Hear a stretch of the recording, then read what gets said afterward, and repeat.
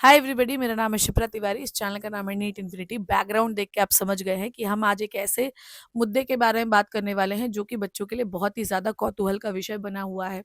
एक हफ्ते है आपके पास, सिलेक्शन होगा या नहीं होगा। बहुत सारे बच्चों के कमेंट्स आते हैं कि मैंने ज़ीरो से शुरू किया, क्या मैं सिलेक्ट हो सकता हूँ? और ये सवाल ना आखिरी दिन तक गारंटी मानो कि लोग पूछते रहेंगे कि एक दिन में नीट सेलेक्ट हो जाता है या नहीं है। और ऐसे बहुत सारे यूट्यूब में आपने वीडियोज़ भी देखना है कि एक दिन में नीट को कैसे सेलेक्ट करें, नीट का कैसे सिलेक्शन हो। सो मैं सच बताऊँ, इन सब चीज़ों से कोई फ़ायदा नहीं होने वाला है। और मैं हर दिन बच्चों को क्लास में ये इंटीमेट भी कर रही हूँ कि अगर आप अभी भी रोम अराउंड कर रहे हैं इस चैनल उस चैनल, ये स्ट्रैटेजी वीडियो, ये मैराथन वो मैराथन, तो सिलेक्शन बहुत ज़्यादा मुश्किल हो जाएगा। 26 लाख लोग एग्जामिनेशन देने वाले हैं। 26 नहीं तो गिरी से गिरी हालत में 25 लाख लोग तो एग्जामिनेशन दे ही देंगे। पर सिलेक्शन जो है ना बेटा, वो सिर्फ 1.5 लाख बच्चों का ही होने वाला है। तो क्या सिर्फ 1.5 लाख लोगों ने पढ़ाई की होगी? नहीं। पढ़ाई तो बेटा 7 लाख बच्चों ने तो की ही होगी ना। फिर उनका सिलेक्शन क्यों नहीं हुआ? बस यही हरकतें कर रहे हैं वो, कि वहाँ वहाँ घूम रहे हैं। सबको सब कुछ आता है बेटा, सबको सब कुछ आता है। पर हम लोग ना इस समय इतने पैनिक स्थिति में चल रहे हैं कि आपको ऐसा लग रहा है कि मैं कुछ भी देख लूंगा तो मेरा सिलेक्शन हो जाएगा। क्वालिटी और क्वांटिटी दोनों वर्ड्स में ना बेटा बहुत डिफरेंस होता है। आखिरी एक हफ्ते में वही बच्चा सिलेक्ट हो पाता है जो क्वालिटी को बहुत ज्यादा मैटर करता है, जिसके लिए क्वालिटी मेंटेन करता है। तो मैं आपको बता रही थी कि 6 लाख बच्चे सिलेक्ट नहीं हो सकते हैं। तो डिफरेंस क्या है बेटा? पेपर तो पढ़ते वही है, सब्जेक्ट भी वही है, क्वेश्चंस भी बहुत सारे प्रैक्टिस किए। तो यहाँ पर बेटा टाइमिंग का पूरा खेल है। मेरी बात ध्यान समझना। तो सबसे इंपॉर्टेंट चीज जो आपके लिए मेंटेन करनी है वो है टाइमिंग। तो आप टेस्ट देते हैं, पर वही टेस्ट जो आपके 180 क्वेश्चन वाला, अगर आप उसको 5 घंटे में देते हैं तो कोई सेंस नहीं है। जो क्वेश्चन पेपर है वो आपको सॉल्व 3 घंटे में ही करना है। तो जीतेगा वही जिसने क्वेश्चन पेपर 3 घंटे में सॉल्व किया है। तो पहली जो टिप्स मैं आपको देना चाहूंगी कि एक हफ्ते में एटलीस्ट मिनिमम आप 7 मॉक टेस्ट तो लगा के जाइए ही जाइए, एटलीस्ट दिन में एक। ठीक है बच्चे? दूसरी जो चीज मैं आपको बता रही हूँ, हर बार मैं बच्चे को ये बोलती हूँ कि जो आपका 50 से 60% जो पेपर है वो पीवाईक्यू से रिपीट होता है। अब दिक्कत क्या है बच्चों के साथ कि वो भेड़ चाल की तरह चलते हैं और वही पीवाईक्यूज करने लगते हैं जो प्रीवियस ईयर में आए हैं, जो कि करना भी चाहिए। पर इन पीवाईक्यूज से अगर आप ये सोचते हैं कि एग्जैक्ट क्वेश्चन आएगा तो शायद एक आध आएंगे, बाकी नहीं आते। तो आपको सीखना ये है कि जो पीवाईक्यू में क्वेश्चन आते हैं वो क्वेश्चन नहीं होते बेटा, वो कॉन्सेप्ट होता है। तो बेसिकली जो रिपीट हो रहा है ना वो कॉन्सेप्ट होता है। तो पिछले 10 से लेकर 15 सालों में देखो, जो आपके सिलेबस के क्वेश्चन कॉन्सेप्ट है वो कौन से हैं और बार बार रिपीट हुए हैं। उन कॉन्सेप्ट को रिवाइज करिए आप लोग। ठीक है? तो कॉन्सेप्ट नंबर 2 ये हुआ जो आपकी टिप नंबर 2 में देना चाहती हूँ। ठीक है? तो पीवाईक्यूज करिए, पीवाईक्यू के कॉन्सेप्ट को बार बार रिवाइज करिए जो 15 साल में बार बार रिपीट होते हुए आपको दिखाई दे रहे हैं। नहीं भी रिपीट हुए हैं, पर अगर वो आए हैं तो आपको वो पढ़ना है ना। अब बहुत सारे बच्चों के साथ प्रॉब्लम है कि वो अब एनसीईआरटी उठा रहे हैं, उनकी 6 महीने का गैप हो गया, 2 महीने गैप हो गया। और अगर आप ये सोच रहे हैं कि अब आप एनसीईआरटी उठाकर सिलेक्ट हो जाएंगे, तो नहीं हो जाएंगे। ठीक है? तो अब आपको क्या करना है बेटा? अब आपको वन शॉट लेक्चर्स अटेंड करने हैं। अब वन शॉट लेक्चर भी आप ऐसे नहीं अटेंड करेंगे किसी ने 7 घंटे की मैराथन लगा दी तो आप 7 घंटे वन शॉट कर रहे हैं। नो, आपको वही लेक्चर 2x में देखना है और जल्दी से कंप्लीट करना है। फिर उसके पीवाईक्यूज करने हैं। क्वेश्चन करने का समय है तो ठीक है, नहीं तो मॉक टेस्ट सॉल्व करना है। समझ में आ गई बात? और रिवीजन कोशिश करिए, जब भी आप कोई मॉक टेस्ट रिवाइज करते हैं तो मेक श्योर कि पूरे सिलेबस का एक बार शॉर्ट नोट्स जरूर देखिए। शॉर्ट नोट्स मेरे टेलीग्राम पे सारे चैप्टर्स के अवेलेबल है, आप चाहो तो देख सकते हो। समझ में आई बात? कोई भी नया बुक, कोई भी नया रिसोर्स, इवन मैं तो कहती हूँ कोचिंग के मॉड्यूल सब तो उठा के फाड़ के फेंक दीजिए आप लोग। समझ में आ रही बात? क्योंकि मॉड्यूल का काम जो होता है बच्चे, वो जनवरी फरवरी तक ही होता है। उसके बाद सिर्फ जो चीज चलती है वो है revision, PYQ, mock test. Revision, PYQ, mock test, ये 3 स्टेप्स होते हैं। रोम अराउंड द यूट्यूब ये छोड़ दीजिए। आज आप इसका स्ट्रेटेजी वीडियो देख रहे हैं, कल आप उसका स्ट्रेटेजी वीडियो देख रहे हैं। आज आप इसकी मैराथन अटेंड कर रहे हैं, कल उसकी मैराथन अटेंड कर रहे हैं। No, no, no, no, no, big no to this. Believe on your self, believe on your textbooks, believe on your notes. इस पर बिलीव करिए।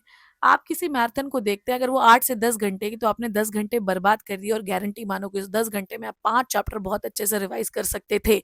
वो 5 चैप्टर जिनकी प्रोबेबिलिटी आने की 50 से 60% थी।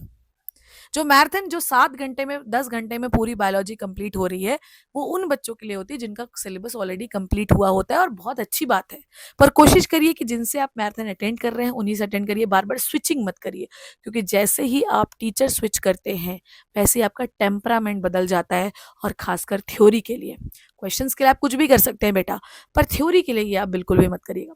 क्वेश्चंस के लिए भी मैं आपको एक सलाह देना चाहती हूँ कि वहीं पर जाइए जहाँ पे लेवल ऑफ क्वेश्चंस बहुत अच्छे होते हैं। जैसे आपने नीट इन्फिनिटी पे, क्योंकि मैं बायोलॉजी पढ़ाती हूँ तो मैं बायोलॉजी बताती हूँ कि नीट इन्फिनिटी पे आपने देखा होगा क्वेश्चंस का लेवल हमारा बहुत अच्छा होता है।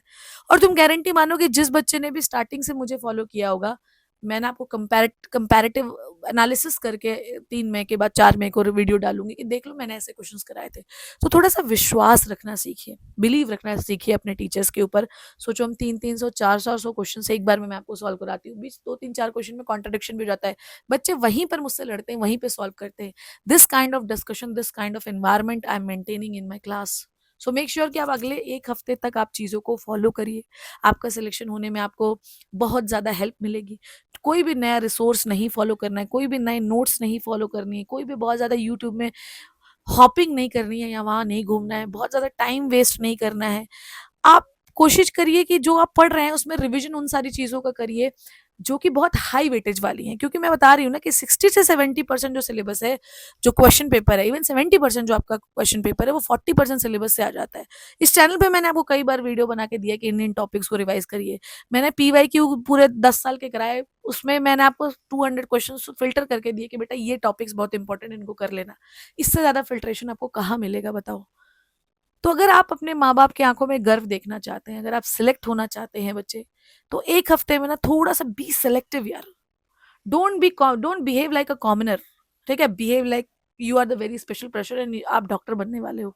तो प्लीज थोड़ा सा स्पेशलाइज कर लो अपने आप को, जो चीजें जरूरी है उन्हीं को पढ़िए। अननेसेसरी कुछ भी पढ़ने से सिलेक्शन नहीं होने वाला। क्वालिटी मैटर्स, अभी क्वालिटी मैटर्स।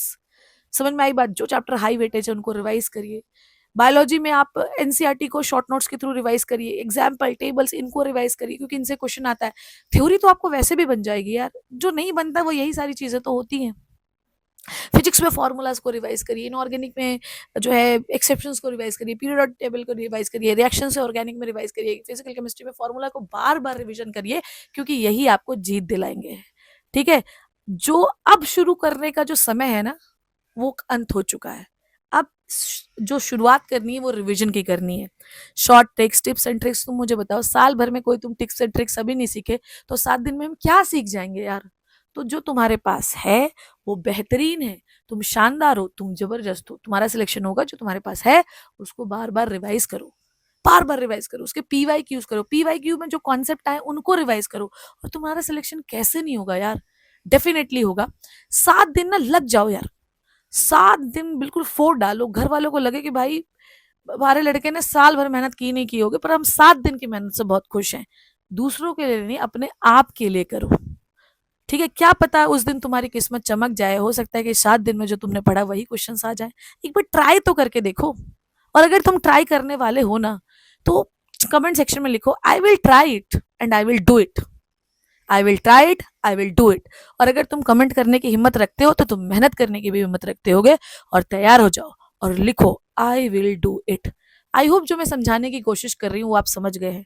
इधर उधर घूमना नहीं है, जो करना है वो एक बार में करना है और बहुत बेहतरीन करना है। थैंक यू सो मच बच्चे, all the best, bye bye.